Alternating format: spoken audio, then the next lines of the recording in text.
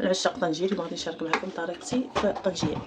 المهم انا هنايا درت اللحم مقياس اللي على حسب افراد العائله، ما المقياس كيبقى على حسب افراد العائله. غير بالكم هنا راه كنخلقهم، راني ضغطت غادي ندير عليه كسكسو ونقصو الكسكسو، جاني كثير، درت اللحم كثير ونقصو. المهم هنايا راه كيبقى اللحم على حساب الافراد، يعني انا درت هنايا اللحم المهم على حساب العائله وصافي. ندير هنا دريسه ديال الثومه،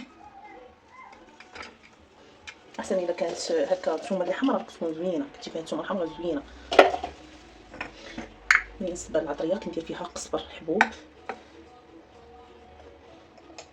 معلقه صغيره ديال القهوه، شوشه، ندير فيها الكمون، تبان معلقه زعما كثيره، غير معلقه صغيره فهمتوا. غادي ندير بزار اختياري، انا كيعجبني كاين اللي ما كيديروش، كندير فيها البزار كيجي زوين، كاين ما كيديرش البزار. عندي حامض مصير، المهم هاد الحامض راني مصايبه في الدار، بغيت نشارك معكم الطريقه ان شاء الله ونشاركها معكم. كيجي زوين صراحه هاد الحامض، شوفوا كيفاش كيجي زوين هاد الحامض. في حامضه صغيره غادي ندير حامضه لاروب.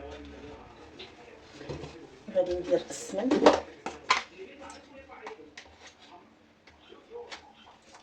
السمن، كيف شفتوا. بالنسبه للملحه على حسب الحامض مالح، انا الحامض راه هكا ما كنكثرش فيه الملحه، والحامض مالح وهذا والسمن مالح. الطويمه ديال الزعفران، اللي عنده زعفران شعره يدير زعفران شعره كيجي زوين. انا ما بقاش عندي، غادي نكتفي بهاد الطويمه. بالنسبه للماء غنديرها غير كاس لاروب هكا، كثرش الماء. وغادي نزيد الزيت البلديه، ضروري. وبالنسبه للملحه، اذا كان عندكم السمن مالح كثرتوا السمن، كثرتوا الحامض، ما تكثروش الملحه ولا ما ديروهاش نهائيا. انا راه هانتوما تشوفوا، هانتوما شويه الملحه، شويه كيكه الطنجيه كتجي مالحه، شويه قطعه الملح صافي. غادي نسد على هذا الشيء، نخلطو هكا مع بعضياتو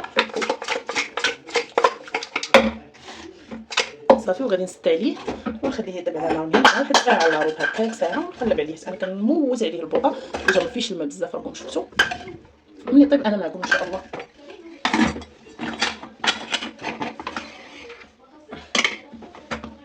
صافي غادي نشعل عليه العافيه المهيله حتى يطيب وانا معكم ان شاء الله.